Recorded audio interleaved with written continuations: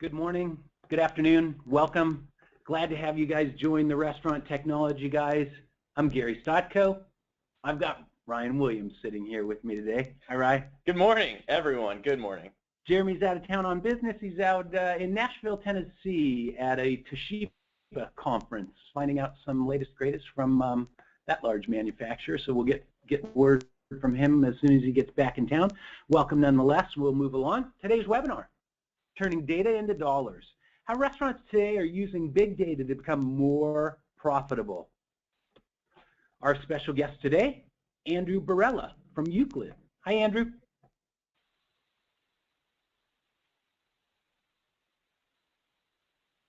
Did we lose Andrew? We're going to move right along. Let's see if Andrew gets back in here. Apologize, we're all in separate locations today. Guys, I am back. Can you hear me? Yes, there he is. There he is. Welcome, Andrew.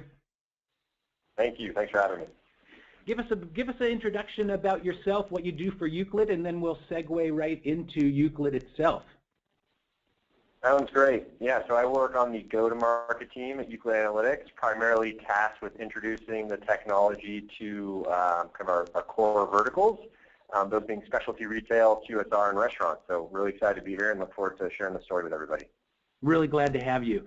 So tell us a little bit about Euclid Analytics.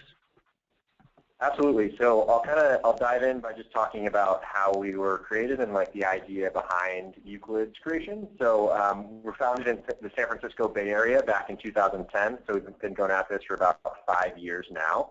An interesting fact about our founding team is that it includes the guy who co-founded Google Analytics. So I'm sure a lot of the listeners are familiar with what Google Analytics has done for the online world and kind of tracking the click stream. And the idea was, how do we take that same process and implement it in the physical world? On the technology side, we're really credited with inventing Wi-Fi-based location analytics. Because we invented the space, we're kind of the biggest player within the space. And we have some patents that allow us to do some advanced analytics above and beyond what you might see from a competitive solution. The other thing to hit on here is that we're really a data science company focused on taking an extremely noisy data set and discerning actionable and valuable insights out of it. And then quickly just kind of touching on who we work with. We're working with Fortune 500 companies in the retail, QSR, and restaurant space. So a ton of experience with kind of a large specialty retail, large multi-location chains, but also there's a ton of value for individual locations as well. Excellent. This is really a great opportunity for the Restaurant Technology Guys to introduce big data and how this will be used in our future going forward. Super glad to have an expert like Andrew on the call with us today. We'll jump into our agenda. We're going to define big data. It's a word that's been thrown around, Rye, probably what, the last 5-7 years? Really kind of picked up steam the last couple 3 to 5. Yeah. The reality is big data has been around forever. It's data aggregation and probing, digging into that information and figuring out next best steps. So we'll jump into that definition. We'll look at money makers, steps to take today, and then follow up with a Q&A. So if you guys, before we get into this, if you have any questions throughout the course of the presentation, there is a small box on the right-hand side of your screen. It's a chat window. If you have any questions, feel free to put it in there. We'll try to put your question in there. We'll try to address it as it comes up, and if not, we'll save it to the end. Thanks. Thanks, Ray. So we'll jump into what is big data anyway? Well, you know, Gary, like you said, big data has really just recently, over the past couple of years, come to the forefront of, you know what, you got to have it. You got to have it. You got to have it. But in reality, I mean, you were talking earlier that, you know, it's been around ever since you could really talk to people and kind of collect their thoughts on things. It's just becoming more trackable today. And I know you had shared an example. Yeah, one of the I brought up to Ryan before we jumped on the call here of, you know, I wish I'd saved this article, but it was either Mobil or Chevron, probably about 10, 11 years ago, had realized that the value of the analysis and the data they were collecting, excuse me, let me reverse that. The value of the data they were collecting and what they were able to extract from that in a huge value statement was combined with their ability to drill for oil. And so they started aggregating data in huge, huge capacities, and then got data scientists to analyze that information. So company as large, Andrew, speaking of Fortune 500 companies, this would be Fortune 10 companies, ExxonMobil or someone like Chevron, really taking that data and figuring out how they can extract dollars from it. And today, big data, I think the reason why it's really kind of come to light is it's becoming more accessible for people that aren't mobile. They're not Exxon. They have normal budgets. They don't have hundreds of millions of dollars to go in and scrape and clean all the data. It's becoming very usable and very user-friendly. So, Andrew, a question for you. I know you guys focus a lot on the Wi-Fi point of attracting this data, but what are some of the other opportunities out there that produce some of this data that you can actually use in your operation? That's a great question. So I think starting at kind of the first data set available to you is always the point of sale data, which obviously everybody has, and for the most part they're analyzing. You can supplement that data to start to understand a bit more about what's happening before the point of sale with contextual information, either from Wi-Fi, which is what Euclid specializes in, or from different technologies like beacons, where you're collecting a bit more granular information. The reality is, in retail analytics, there's really two worlds. There's the opt-in world and the opt-out world. Within the opt-out world, that's kind of where Euclid lives. You have this passive detection, which is all anonymous and presented at an aggregate level. But in the opt-out world, you can start to understand a little bit more about the individual consumer because they've consented to providing that information to the business. And I'll use that as a perfect segue because the last bullet point is, what does the future look like? And so let's jump into it, Andrew. Making Wi-Fi actionable. Take us through this. Yeah, so I think the first point to hit on here is that obviously the proliferation of Wi-Fi is pretty incredible, and guest access Wi-Fi isn't just a necessity, or it is a necessity. It's not just a nice to have anymore, right? So the consumers have an expectation that when they come into your location, guest Wi-Fi will be available. And the truth is, there's an extensive data set that's available via that Wi-Fi infrastructure that'll allow you to understand a lot more about your consumers. And the idea there is to allow you to get more value out of the investment that you're already going to make in Wi-Fi, right? And so before I dive into the type of information you can get, I'll just kind of explain the process really quickly and how it works.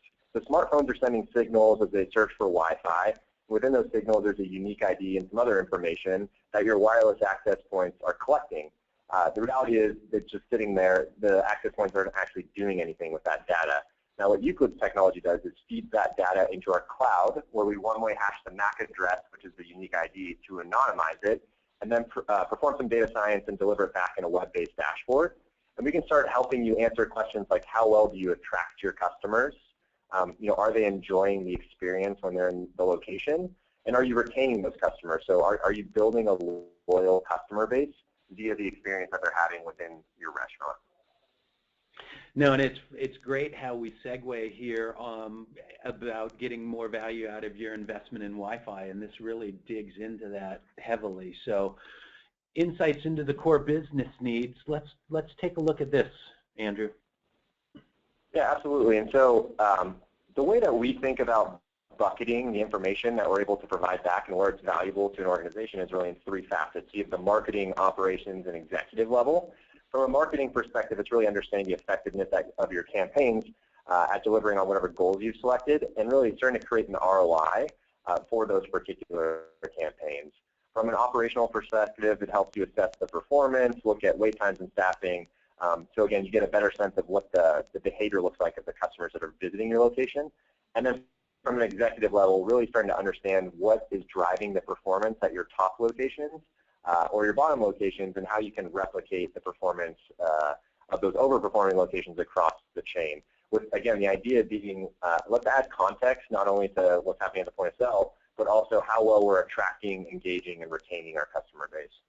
No, very good. So we've introduced how to access that data via Wi-Fi and smartphones, and then the use case in a business format, and then lastly, really the validation of revenue.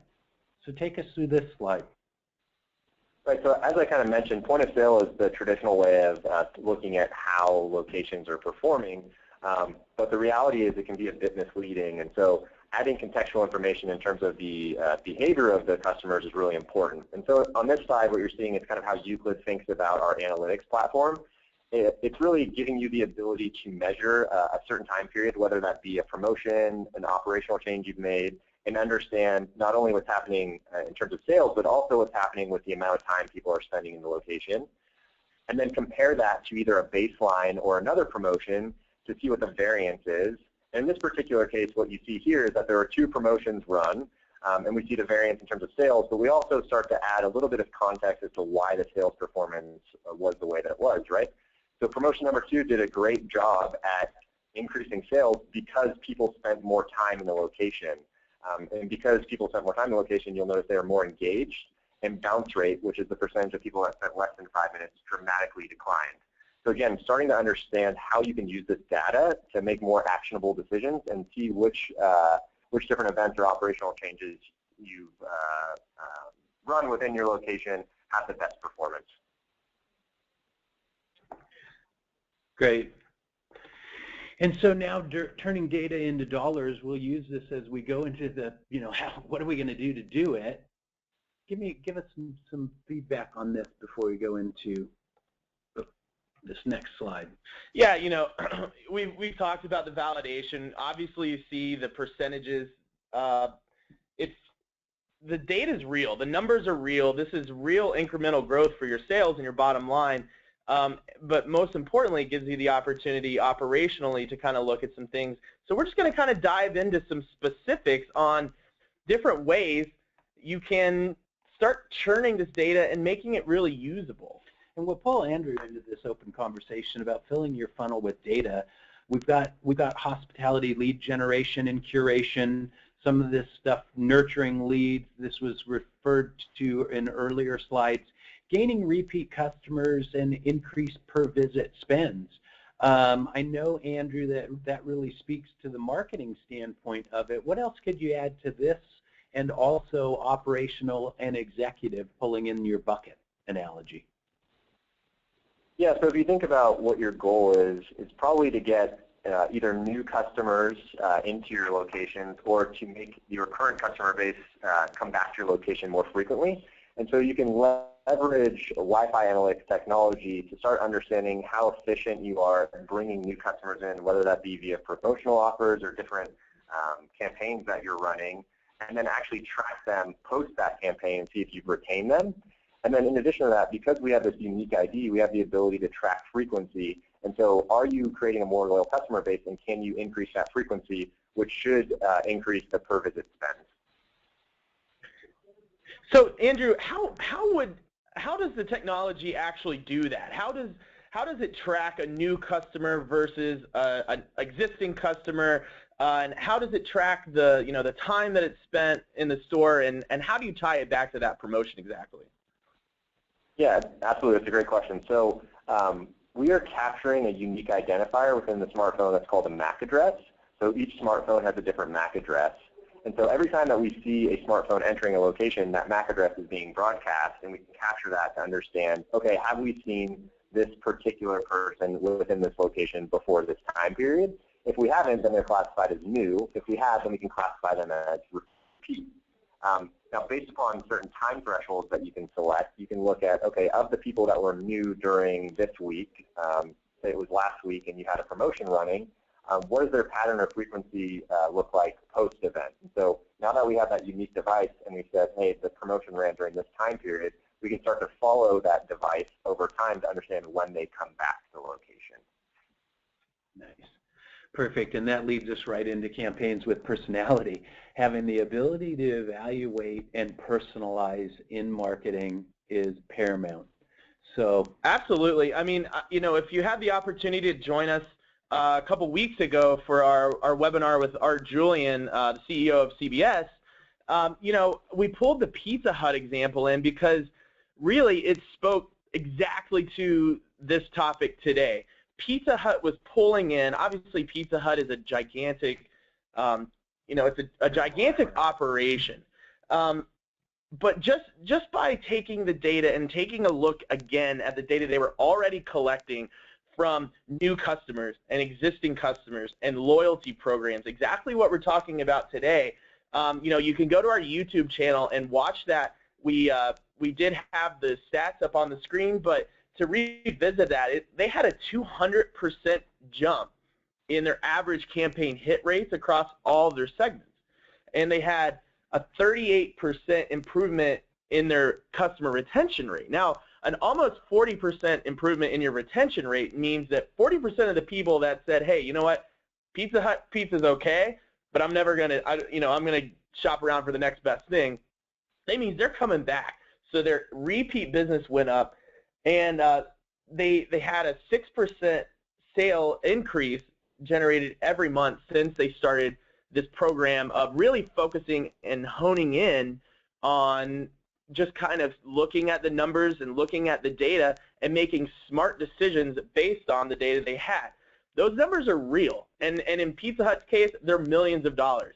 In the everyday operator's case, 2-3 locations, it could be thousands, maybe hundreds of thousands of dollars, but that's still hundreds of thousands of dollars that you weren't bringing in previously. Right. So why would you not want that?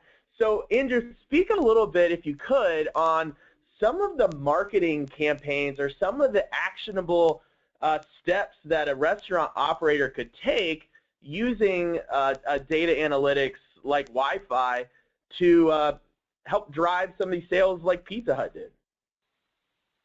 Right, so as you think about creating marketing campaigns, obviously you should have a goal in mind when you're creating that campaign, whether that be to get new customers into your location or to drive repeat or frequency, right? So once you establish that goal, you can use our technology to understand how well you achieved it. And so if your goal is to get a 5% increase in new shoppers by giving a pretty crazy offer on some item on your menu or a discount, we can actually track during that promotional time period how well you achieve that goal and if there was a relationship with hitting that goal and performance at the point of sale. And so I think it's key to note that, understanding how efficiently you get new customers into the store or into the restaurant is important, but also understanding the impact at the register is just as important. And then, again, following that behavior over time to understand that that was an efficient campaign, not only at getting new customers in, but creating loyal customers from those new customers over time. I think that's great, Andrew. Thank you for that. And some of the examples we have on the screen right now, in-store behavior marketing, by being able to tell when people are in your store, when they're not in your store, you can really speak to them at the time that they want to purchase. It's not just a, hey, we hope you come in, please use this coupon. Hopefully you don't lose it on your way over. But you can talk to people in real time. You can, you can start to drill down in some of these things, just like Pizza Hut did, and really start to drive some dollars out of this. Yeah, very much engagement. Absolutely. Methodology based on my behavior as a consumer.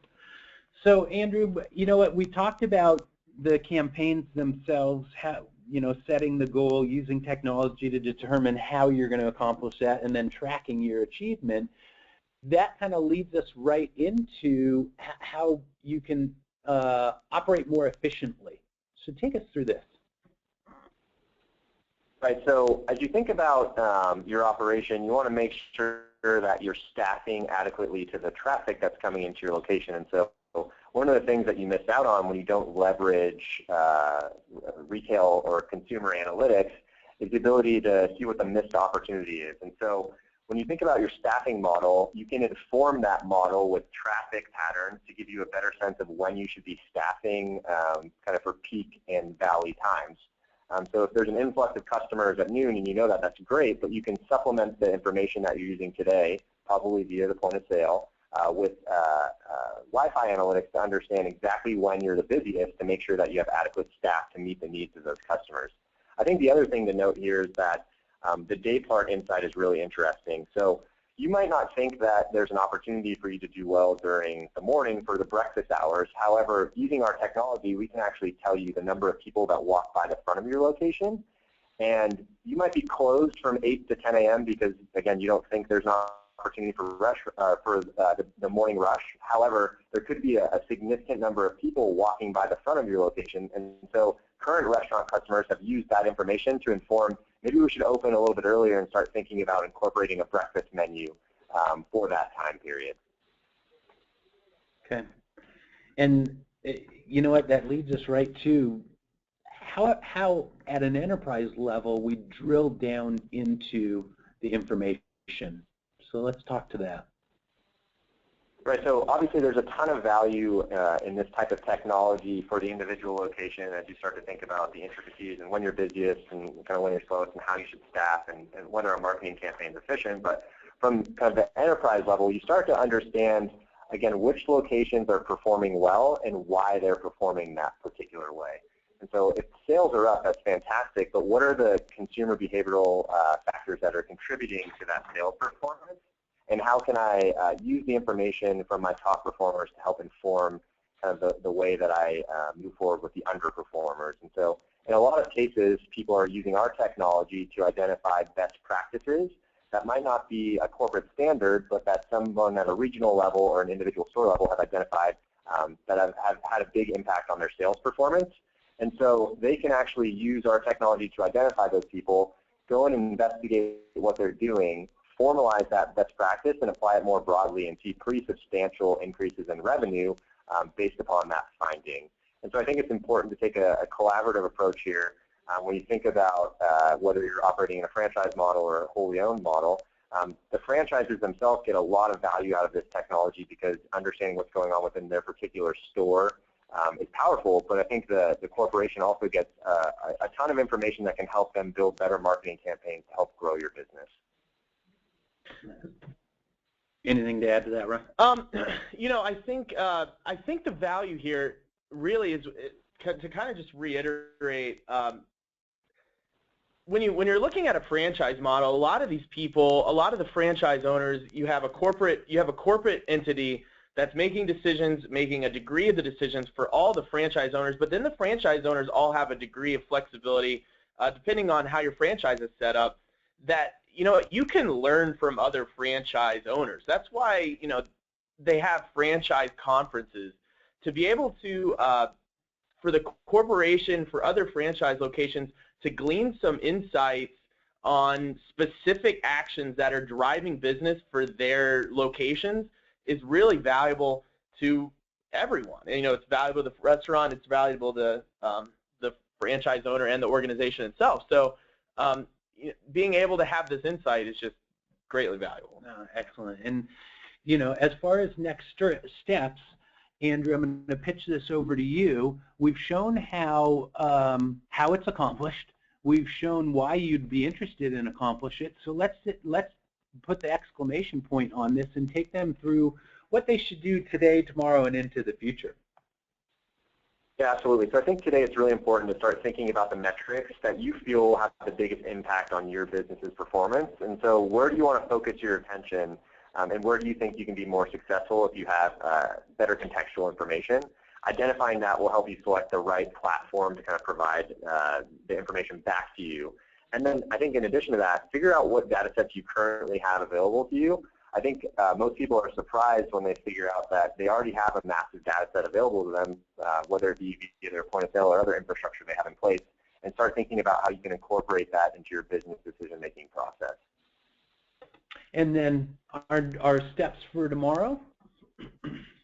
Yeah, so again, trying to identify the type of technology that can provide those metrics in the most cost-effective and scalable way is really important. And so obviously there's a ton of value that you can discern from the technology that you have in place today. However, supplementing that with something that's cost-effective and starts to deliver upon the analysis that you think will be most valuable to your business is very important.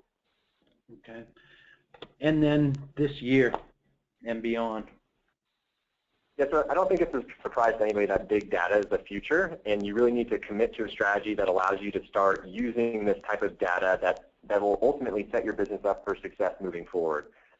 Big data is here to stay. There's a number of companies that are working in this space, but I would say it's important to get on top of this sooner rather than later because I believe that it'll become a fundamental part of kind of the retail space moving forward. And then the last thing I'll hit on, and obviously kind coming from Euclid, I'm a big believer that Wi-Fi analytics are kind of the most powerful, privacy-friendly technology available today at a fraction of the cost because we leverage your existing infrastructure, right? And so Euclid actually has a product that is available at no cost if you have compatible Wi-Fi infrastructure from one of our partners. And so we're happy to obviously share that, that product with you if you have the compatible Wi-Fi. And please feel free to contact me for a demo of the solution. We'll show you kind of what we've done with our current customer base and how you can discern the most value out of Wi-Fi analytics. Thank you, Andrew, and we'll share Andrew's contact information in an upcoming slide. So segueing straight into the Q&A, Andrew, has there been any development or best practices around, you know, your step one for today was start thinking about which metrics or / analysis will have the biggest impact. What have you guys found as a starting point for folks that are interested in evaluating data? What do I start with? Yeah, I think you got to think about the easiest to deploy and kind of the most scalable and also the most cost-effective, which I hit on the last slide. And the reason that's important is, again, there's a ton of value in the data sets that you're currently capturing, right? So if you have Wi-Fi, you're already capturing this information. Kind of turning the technology on and leveraging someone like Euclid to provide you actionable insights from that data set, I think is the most important first step. But really, again, identifying what's important to you and where you think you can have the biggest impact and which type of metrics will supplement that effort. Okay, and I would invite you guys again to if you have any questions, please type them into the control panel down there. If I'm currently collecting data from my point of sale system, does that get lumped into the Euclid, you know, collecting data from my Wi-Fi? What kind of data aggregation limitations are there? Yeah, so Euclid's technology is very interesting and pretty powerful on its own. Just understanding the behavioral metrics is very, very useful. However, it becomes immensely more powerful when you add contextual data such as the point of sale, right? And so when you can start to show the relationship between our metrics and point of sale, that's when you can really start to make actionable business decisions that are based upon your past performance. And so in our platform, I would say 99% of our customers are also sending us their point of sale data, because there are features within the product that allow us to show you where you should focus your attention based upon the intricacy of your specific location and which metrics have the biggest effect on your performance at the point of sale. The goal here is to help you identify ways to grow revenue, and because we're a data science company, you know, we're experts in doing that. Gotcha. Yeah, that's super important stuff, especially being able to tie it back to sales data. Another question came in. You know, privacy is huge these days. Privacy. How does Wi-Fi data aggregation and collection affect privacy? Yeah, so I called out that Wi-Fi analytics are a very privacy-friendly technology. So I'll touch on kind of the steps we've taken to make this more of a positive thing than anything. So clearly, privacy is a big deal. Euclid is a co-founding member of the Future of Privacy Forum, which is a think tank in DC that's created this code of conduct that kind of governs the type of data that we're going to collect and what we're going to do with it. And so we'll never actually display a one-to-one connection with any device. All of our analytics are kind of given back to the end user at an aggregate and anonymous level.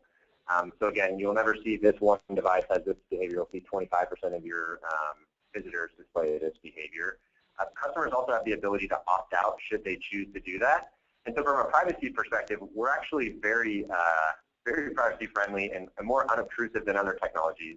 And I think, again, it's key to point out that we live in the opt-out world of retail analytics, where we're passively detecting publicly broadcasted signals. So we're not able to kind of jump into your phone and understand anything about what you're doing on the actual device.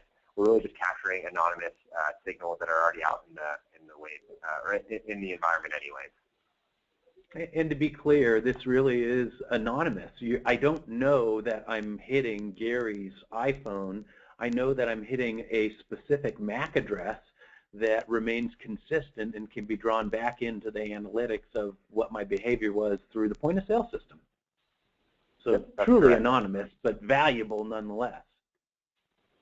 Any other questions? Absolutely. There, Yeah, just a couple more have been coming in. Can you kind of, for those of us that don't know, can you explain the difference between opt-in and opt-out? Absolutely. So I'll start with opt-out. That's the world that Euclid lives in. In the opt-out world, you're not collecting any PII. It's all passive, anonymous detection.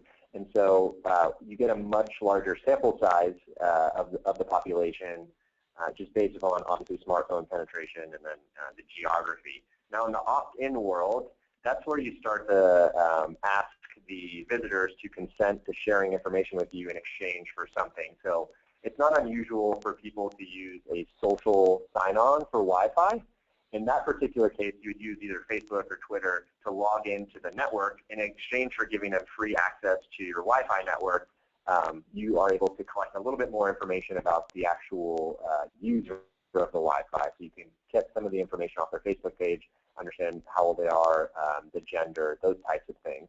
And so there has to be a clear value exchange in order for consumers to actually feel good about, sharing that type of information. In addition to that, there are beacon technologies that allow you to opt in via downloading an application.